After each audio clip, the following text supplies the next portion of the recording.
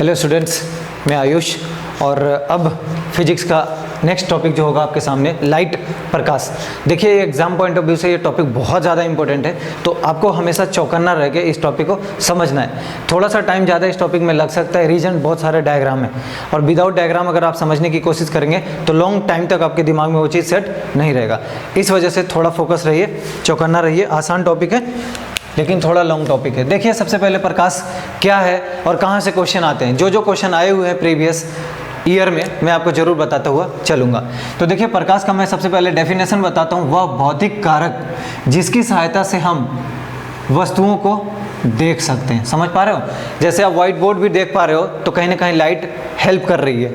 दूसरी बात, प्रकाश एक ऊर्जा का रूप होता है, ठीक है। तीसरी बात, प्रकाश एक तरंग के रूप में है। कौन सा तरंग है? अनुप्रस्थ। जब मैं आपको बता रहा था उसी दिन मैं आपको बताया था कि बताऊंगा अनुप्रस्थ तरंग क्या होता है। जैसे साउंड के लिए मैं आपको बताया था इस तरह से, ये क्या होगा? अनुदैर्घ्य तरंग होगा, ठीक है। लेकिन ये क्या होगा? अनुप्रस्थ तरंग होगा। और आपको पता होगा ये ऊपर का एक जो मैक्सिमम बिंदु होता है उसको बोलते हैं श्रृंग, इसको बोलते हैं गर्त। हालांकि ये चैप्टर आएगा तब आप जब वेवलेंथ पढ़ाऊंगा तरंगदैर्घ्य तब बताऊंगा। फिलहाल मैं आपको तरंगदैर्घ्य बताता चलूँ क्योंकि इसका यूज है यहाँ पे। देखिए दो श्रृंगों के मध्य के बीच की जो दूरी होगी उसको लैम्डा या तरंगदैर्घ्य बोलते हैं, ठीक है। तो अब देखिए प्रकाश कैसा? अनुप्रस्थ तरंग है, सॉरी अनुप्रस्थ तरंग है, ठीक है। तो इस तरह से होगा अनुप्रस्थ तरंग, इस वे में इस तरह से चलता है। अगली बात बोल रहा है कि तरंगदैर्घ्य इसका कितना होगा? वेवलेंथ। ये एग्जाम में आया हुआ है, आप देखेंगे पिछली बार जस्ट बीपीएससी क्वेश्चन पूछ लिया था कि इसका रेंज क्या होता है। तो रेंज होता है 3900 to 7800 एंगस्ट्रंग। और एक एंगस्ट्रंग, सॉरी यहाँ एंगस्ट्रंग लिखना चाहिए, एक एंगस्ट्रंग इज इक्वल टू क्या होता है? 10⁻⁻10 मीटर। समझते हैं? अगली बात, ये विद्युत चुंबकीय तरंग होता है, अर्थात इलेक्ट्रोमैग्नेटिक वेव होता है। तो कई बार आपके सामने ऑप्शन में दे देगा क्या एक अनुप्रस्थ तरंग है, क्या ये विद्युत चुंबकीय तरंग है, क्या इसका तरंगदैर्घ्य इतना होता है, और दूसरी बात क्या ये ऊर्जा का एक रूप है। सारे सही हैं, ठीक। अगली बात देखिएगा आप कि ये माध्यम की आवश्यकता, इसको मतलब ट्रैवल करने के लिए मीडियम की आवश्यकता नहीं होती है। आपको मैं साउंड में बताया था उस दिन और मैं बोला था कि लाइट पढ़ाते हुए याद दिलाऊंगा। तो अगर कंटिन्यू वीडियो आप देख रहे होंगे तो मैं अपने वादे के अनुसार आपको बता दूं, साउंड के लिए मीडियम नहीं चाहिए होता है। इसका मतलब मैं किसकी बात कर रहा हूँ? सॉलिड, लिक्विड, गैस, ये सारे मीडियम नहीं भी रहेगा तो भी लाइट ट्रैवल कर जाएगा। किंतु आपको साउंड में पता होगा कि साउंड में मीडियम का होना आवश्यक है, ठीक। ये बात मैं वहाँ पे बताया था, फिर से एक बार मैं आपको रिकॉल करवा दिया हूँ। नेक्स्ट बात देखिए, प्रकाश की चाल की अगर बात करोगे तो किस में ज़्यादा होगा? गैस में, उसके बाद लिक्विड में, उसके बाद सॉलिड में। मैं लाइट पढ़ाया था उस दिन, फिर बोला था कि जब मैं प्रकाश पढ़ा रहा हूँ, सॉरी जब मैं साउंड पढ़ाया था तब मैं आपको बताया था कि जब मैं प्रकाश पढ़ाऊँगा उस समय याद दिलाऊँगा कि ये साउंड में बिल्कुल उल्टा होता है। साउंड में क्या देखें? सबसे ज़्यादा सॉलिड का, फिर लिक्विड का, फिर गैस का। लेकिन लाइट में क्या देख रहे हो? इसका जस्ट उल्टा, सबसे ज़्यादा गैस में, फिर लिक्विड में, फिर सॉलिड में, ठीक। रेंज देख लीजिए कितना होता है? 3 × 10⁸ मीटर पर सेकेंड।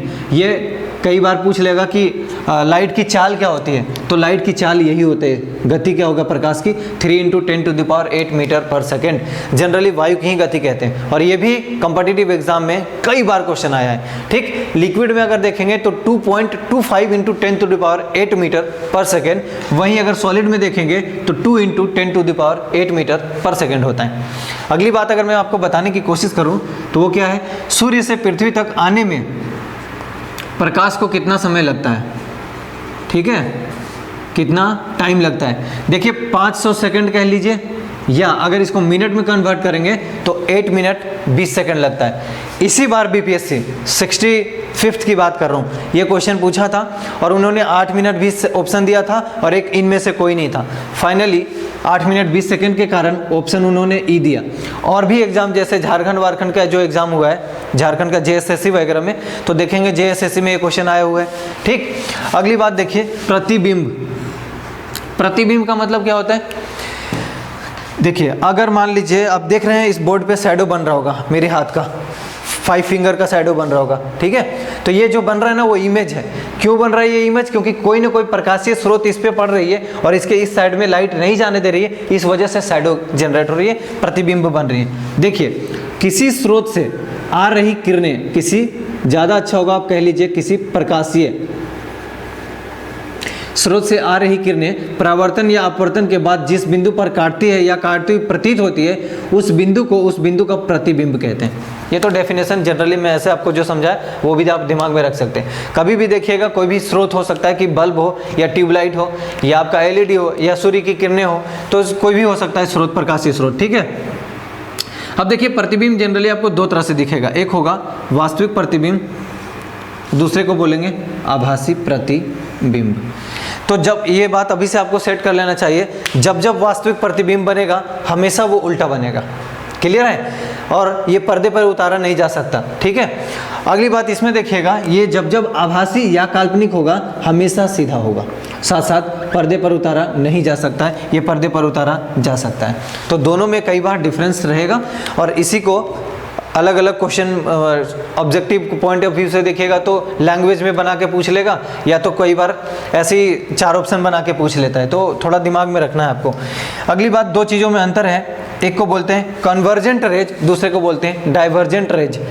देखिए कन्वर्जेंट का मतलब होता है संतृप्त किरणें, संतृप्त मतलब सब साथ हो जाए, आपको याद रखने के लिए एक छोटा सा टोटका बता रहा हूँ। संतृप्त मतलब जब सब साथ हो जाए, ठीक है। तो संतृप्त जब साथ हो जाए इसका मतलब सारी किरणें क्या होगा, किसी एक बिंदु पे आ जाएगा।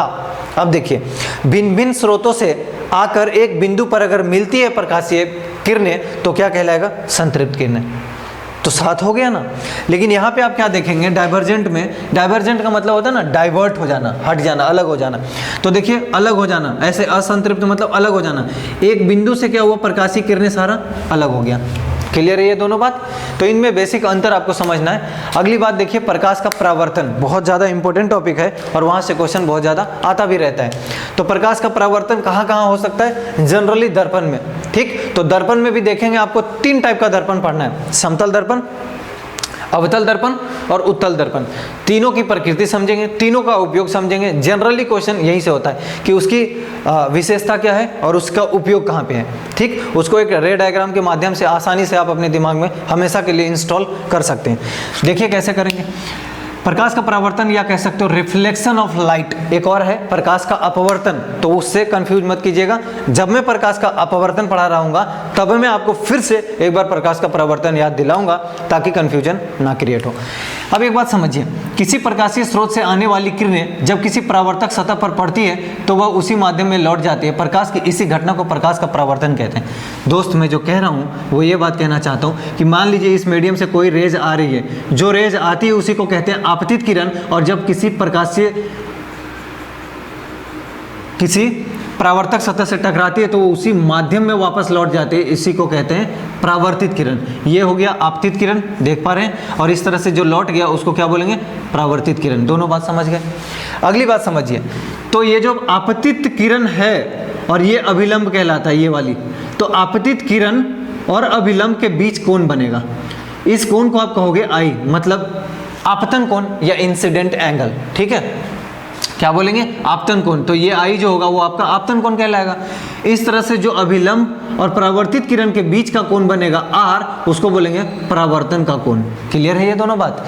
तो आपको पता होना चाहिए आपतित किरण क्या है, किसी प्रकाशीय स्रोत से आने वाली किरणें को आपतित किरण कहते हैं, किंतु किसी परावर्तक सतह पर पड़ने के बाद जब वो रिफ्लेक्ट होकर लौट जाती है उसे परावर्तित किरण कहते हैं।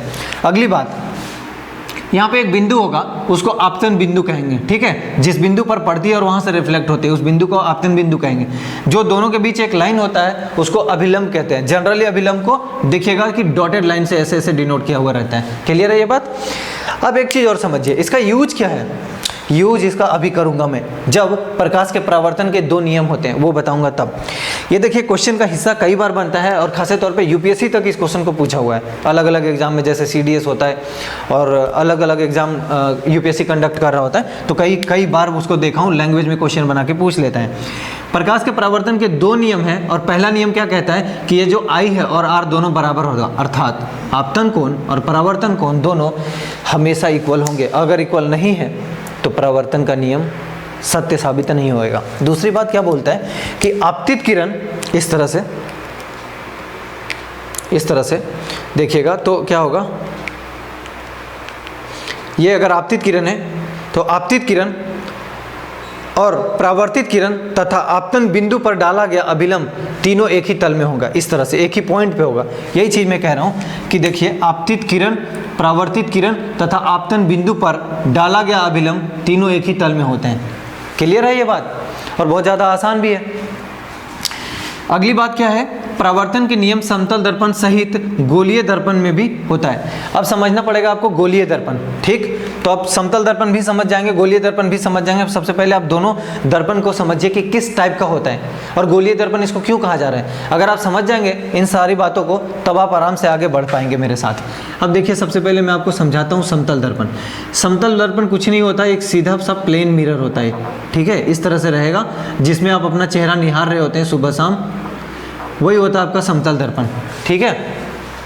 एक सतह उसका क्या रहेगा, पेंट किया रहता है, कलई किया हुआ होता है। दूसरी सतह जो परावर्तक सतह की तरह काम करता है, आप उसमें अपना चेहरा निहार रहे होते हैं। दूसरी बात, जब गोलीय दर्पण की बात बोल रहा है तो गोलीय दर्पण कैसा होगा, इस तरह से आप बना लीजिए।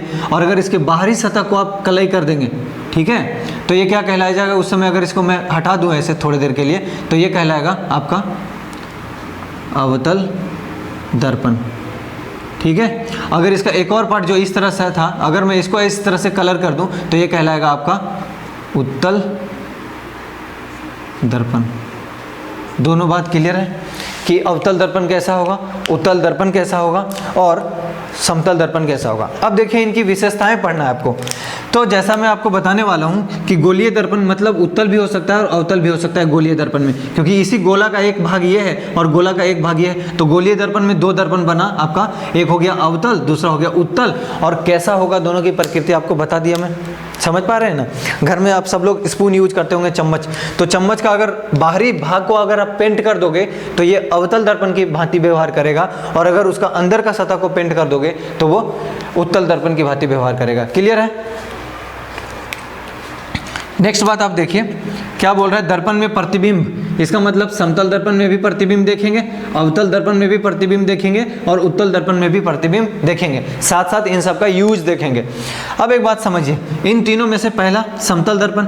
तो समतल दर्पण की क्या विशेषताएं हैं, जनरली इस विशेषता से क्वेश्चन पूछ लिया करता है। तो पहली विशेषता मैं बता रहा हूं, यह आभासी प्रतिबिंब या काल्पनिक प्रतिबिंब बनाता है। दूसरी बात, जब भी आभासी होगा, अभी आपको यहाँ बता रहा था, अगर आप देख पा रहे होंगे, आभासी या काल्पनिक होगा तो सीधा होगा। तो वही अगली बात क्या है, सीधा होगा और हमेशा दर्पण के पीछे होगा। अगर आप मिरर देखते होंगे तो अगर आप मिरर में इस तरह से करोगे, ठीक है, तो देखिएगा कि जितना डिस्टेंस आपका रहेगा बिल्कुल मिरर के पीछे हुई उतना डिस्टेंस उसका आप ही का चेहरा का रहेगा। इसका मतलब इमेज तो सीधा बनेगा ही, साथ साथ दर्पण के पीछे बनेगा। अगर सीधा नहीं बनेगा तो आपका पैर ऊपर और आप नीचे नजर आओगे। अभी ऐसा कभी नहीं हुआ ना आपके साथ। इसका मतलब मैं क्या बोल रहा हूँ, ये सीधा बनेगा और दर्पण के पीछे बनेगा, दोनों बात सत्य है। अगली समझिए, समान साइज का बनेगा। कभी ऐसा तो नहीं होता कि आप इतना हो और आपका सर रावण की तरह दिखे बड़ा सा। इसका मतलब ये भी बात सत्य है कि समान साइज का बनेगा, मतलब जितना वस्तु का साइज रहेगा उतना ही प्रतिबिंब का भी साइज होगा। अगली बात बता रहा हूँ कि वस्तु की दूरी और प्रतिबिंब की दूरी दोनों इक्वल होता है। जैसे मान लीजिए यहाँ पे दर्पण है, आप यहाँ पे खड़े हो तो जो डिस्टेंस आपका और इसके बीच है वही डिस्टेंस यहाँ और यहाँ के बीच होगा। समझ पा रहे हैं। नहीं तो आप क्या करेंगे, आज एक प्रैक्टिकल करके देख सकते हैं। आप मिरर के सामने जाइए, जो बात मैं बोला हूँ उन सबको लागू करने की कोशिश कीजिए, बिल्कुल सत्य प्रतीत होगा। और ये करना चाहिए, प्रैक्टिकल करोगे लंबे समय तक याद रखने में आप सक्षम रहोगे। अब देखिए, प्रतिबिंब में पार्श्व परिवर्तन अर्थात लेटरल इन्वर्जन होता है। कैसे लेटरल इन्वर्जन होगा, जब आप देखते होंगे किसी अपना फेस को तो बिल्कुल उसी तरह से वो उधर से आता है, जबकि वो उल्टा होना चाहिए। समझ पा रहे हैं ना, मतलब आपका लेफ्ट आपका राइट होना चाहिए, राइट लेफ्ट होना चाहिए। ऐसा नहीं प्रतीत होता होगा, तभी वो होता है लेटरल इन्वर्जन। एक बात और समझिए कि देखिए, अगर कोई आदमी है, मान लीजिए आप ही हैं जो आप लोग मुझे देख पा रहे हो, तो अगर आप यहाँ खड़े हो तो आपका इमेज अगर यहाँ बन रहा हो, इसका मतलब क्या हुआ, जो दूरी मिरर और आपके बीच है वही दूरी मिरर और इमेज के बीच होगा जो पीछे होगा, डिस्टेंस इक्वल होगा। समझ पा रहे हैं। देखिए, अब अवतल दर्पण का जो 6 केस बनेगा आपके सामने, मैं आपको बता दूं, 1 2 3 4 5 6। जनरली क्या होता है, ये 6 केस से क्वेश्चन आता रहता है और सबसे ज़्यादा इनमें अगर इंपॉर्टेंट कोई है तो छठा केस है। जो लिखा हुआ है बातें, मैंने 4 कॉलम बनाया इसका। देखिए, वस्तु की स्थिति, प्रतिबिंब की स्थिति, प्रतिबिंब की साइज और वस्तु की प्रकृति। बड़ा सरलता से आपको मैं एकदम एक बार में याद कराने की पूरी कोशिश करूंगा। सबसे पहले बात किसकी है, अवतल दर्पण को। तो अवतल दर्पण आप समझ चुके हो कि किस तरह का होगा। समझिए, अब देखिए एक बात समझिए, अगर यहाँ मैं कह रहा हूँ कि ये फोकस है और ये सेंटर सी है और मान लीजिए कि इन्फिनिटी इधर है, सेम चीज़ इतनी डिस्टेंस पे फोकस होगा और इधर मान लीजिए इतने डिस्टेंस पे सी होगा और इधर इन्फिनिटी होगा। अब मेरी एक बात आप समझिए जो मैं कहूँगा। सबसे पहले देखिए, अगर आप इधर से इधर की तरफ मतलब इन्फिनिटी से दर्पण की तरफ बढ़ेंगे, मिरर की तरफ बढ़ेंगे, तो सेम वस्तु उधर उतनी ही इधर बढ़ने शुरू हो जाएगा। इसका मतलब अगर कोई वस्तु इस साइड जा रही है तो प्रतिबिंब इधर आता हुआ प्रतीत होगा। क्या मैं कहना चाहता हूँ, देखिए एक बार। सबसे पहले इन्फिनिटी पे कोई वस्तु रखी हुई है, तो मान लीजिए इन्फिनिटी से एक रे जाएगा, इस तरह से क्या होगा, टकराएगा। जब भी टकराएगा तो वो कहाँ से गुजरेगा, लाइन फोकस से गुजरेगा। जरूर एरो बनाया कीजिएगा, बना दिए। दूसरा जो रेज होगा वो भी कहाँ से जाएगा, इन्फिनिटी से जाएगा, इस तरह से टकराएगा, फिर कहाँ से मुड़ जाएगा, फोकस की तरफ मुड़ जाएगा। क्लियर है? तो जो मैं आपको पहला समझा रहा था वो अब जरा समझने की आप कोशिश कीजिए कि जब वस्तु इन्फिनिटी पे थी तो कहाँ पे बना वस्तु, फोकस पर। देखिए यहाँ फोकस पे। दूसरी बात, ये बहुत बड़ा है या छोटा है, अत्यधिक छोटा है, मात्र बिंदु मात्र आपको दिख रहा होगा। अगली बात क्या है, जब दो लाइन कट होती है तो हमेशा वास्तविक प्रतिबिंब बनता है, और जब जब वास्तविक प्रतिबिंब बनेगा मेरे भाई हमेशा उल्टा होएगा। क्लियर मामला? तो देखिए वास्तविक और उल्टा, तो पहला आपका क्लियर हुआ कि अगर इन्फिनिटी पे रखे फोकस पे बनेगा, छोटा बनेगा, वास्तविक बनेगा, उल्टा बनेगा। क्लियर है? तो आप इस डायग्राम से हमेशा सीख सकते हैं। दूसरी डायग्राम मैं बनाऊंगा लेकिन जगह यही यूज करूंगा। दूसरे डायग्राम में क्या है, फिर से बोल रहा है अवतल दर्पण है। आप थोड़ा अच्छे से नहीं बना रहा हूँ, ठीक। कहाँ, इन्फिनिटी और सी के बीच में रखना है, ठीक है। एक यहाँ एक फोकस पे रहेगा, सेम चीज़ आप यहाँ फोकस कर लीजिए, यहाँ सी कर लीजिए। अब आप देखिए, जब पहला कंडीशन क्या दिया है कि इन्फिनिटी और सी के बीच में वस्तु है, यहाँ पे रखोगे टकराएगा, और कहाँ से आना है, फोकस से आना है, गुजार दिया आप, ठीक। दूसरी रेज दूसरे पेन से मैं जानबूझ के बनाऊंगा ताकि आपका क्लियरिटी और बढ़े। और ये लाइन जाएगा कहाँ से, सी से होकर जाएगा। क्लियर? अब जब सी से होकर जाएगा इस तरह से, तो टकराने के बाद किधर लौटेगा, इसी तरह से लौटता है। इसका मतलब ये प्रतिबिंब कहाँ बन रहा है भाई, प्रतिबिंब दिखाने के लिए मैं और एक पेन यूज कर लेता हूँ इस तरह से। अब आपको प्रतीत हो रहा होगा कि ये उल्टा बना। ध्यान से मेरी बात सुनिए, जब मैंने वस्तु को इन्फिनिटी और सी पे रखा तो प्रतिबिंब बना सी और एफ के बीच। देखिए सी और एफ या एफ और सी के बीच बना। दूसरी बात, ये वस्तु के आकार से छोटा बना, देखिए छोटा। और चूंकि कट हो रहा है वास्तविक, और अगर वास्तविक है तो उल्टा तो होगा ही। So simple. अगली जो बात है वो मैं फिर से समझाऊंगा। तीसरा डायग्राम, स्पेस यही यूज करूंगा तो मुझे मिटाना पड़ेगा। तीसरा स्केच करने के लिए क्या करना है, फिर से मेरे को एक अवतल दर्पण चाहिए होगा। इस तरह से सी होगा, एफ होगा, एफ सी। अब आप कहाँ रख रहे हो, सी पे रख रहे हो वस्तु को। अगर आप सी पे रखेंगे तो सीधा स्केच जाएगा, और वो कहाँ से टकरा के आएगा, एफ से आएगा। अभी तक पता चल चुका होगा, इस तरह से ले आए आप। क्लियर? दूसरी लाइन कहाँ से आप गुजारेंगे, दूसरे सीधा एफ से गुजारेंगे। तो अलग पेन यूज करूँगा मैं। देखिए मैं लेके आ रहा हूँ, एफ से लाया, टकराएगा, टकराने के बाद क्या होगा, ये लौटेगा इस तरह से। ठीक है, तो लौटेगा तो आप देखेंगे जस्ट इसके उल्टा में बनेगा। मैं दूसरे पेन से बनाऊंगा, हालांकि ये थोड़ा सा मेरे से स्केच सही से नहीं हुआ, मैं आपको दिखाता हूँ करके। ठीक है, तो लगभग क्या होगा, ये यहाँ पे बनेगा। जितनी बड़ी वस्तु है उतनी बड़ी प्रतिबिंब बनेगा। इसका मतलब मेरे भाई, एरो भूल जा रहा हूँ यार। अब देखिए सी पे रखा हुआ था, सी पे ही इमेज बना, समान साइज का बना, जितना ये है उतना ये है। उसके बाद वास्तविक और उल्टा। ठीक है, इस तरह से आसान है ये। चौथी अगर स्केच की बात करूं तो फिर से एक बार बताता हूं फोर्थ कैसे बनेगा। अगर आप चाहेंगे तो एक बार मैं क्या करूंगा, आपको एक स्क्रीनशॉट बुक का शेयर कर दूंगा, जिससे आप हमेशा के लिए एक साथ एक जगह रख पाएंगे। चौथा अगर आपको अब देखेंगे, फिर से अवतल दर्पण का स्केच यूज करूंगा मैं इस तरह से। अब देखिए यहाँ पे सी, यहाँ पे एफ, एफ क्या है, फोकस, फिर एफ, और इस साइड भी आप सी बना लेंगे। कंडीशन क्या है, सी और एफ के बीच रखना है। सी और एफ यहाँ पे रखेंगे, ठीक है। उसके बाद इसका इमेज अगर आप देखना चाहेंगे, सी और एफ के बीच रहेगा, तो सबसे पहले जब यहाँ से जाएगा रेज, तो एक रेज कहाँ से टकरा के आ रहा था, अभी तक एफ से आ रहा था। आप इसको इस तरह से ले आइए, ठीक है।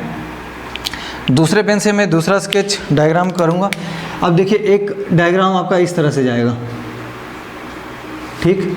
तो थोड़ा सा क्या होगा, इस तरह से थोड़ा ये पीछे आके यहाँ पे कटेगा। तो चलिए सही से नहीं बन पा रहा है मेरे से, फिर भी आप समझ पाइएगा। इस तरह से थोड़ा आएगा, आगे जाके ये दोनों कट होता है। इसका मतलब अब जरा समझिए कि जब आप C और F के बीच रखे थे, C और F के मध्य, तो C और इन्फिनिटी के बीच इधर इमेज बनेगा, बन रहा है। फिर बोल रहा है कि थोड़ा बड़ा बन रहा है, देखिए ना इतना बड़ा है ये वस्तु, प्रतिबिंब का साइज, जबकि वस्तु इतना छोटा है। ठीक है, वास्तविक और उल्टा बनेगा, कोई दिक्कत ही नहीं है। 5वां स्केच करता हूँ मैं।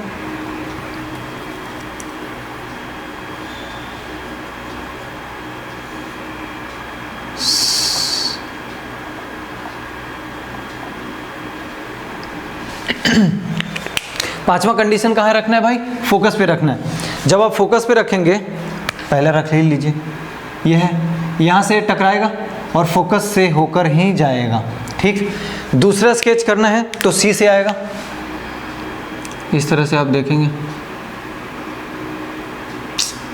अरे यार, ठीक है, तो इस तरह से आप देखेंगे जब भी C से जाएगा तो वापस लौट के C पे ही आता है। इसका मतलब क्या है? इसको अगर आप पीछे लेके जाओगे तो कहीं मिलेगा इन्फिनिटी पे, समझ रहे हैं? इसका मतलब एक और बात समझिए, जब ये इन्फिनिटी पे मिलेगा तो इसका मतलब फोकस पे जब आप रखें तो कहाँ पे मिल रहा है? इन्फिनिटी पे। रीजन ये पीछे चौड़ा होता चला जाएगा, तो कब मिलेगा कहाँ मिलेगा नहीं पता, तो इन्फिनिटी पे। ठीक है, अब आप देखिए मिलेगा पीछे बहुत जाके। आगे बोल रहा है आवर्धित, आवर्धित मतलब बड़ा बनेगा, वास्तविक और उल्टा बनेगा। लास्ट केस और इम्पोर्टेंट होता है वो बहुत ज़्यादा, तो उसको भी आप एक बार देख ही लीजिए फटाफट।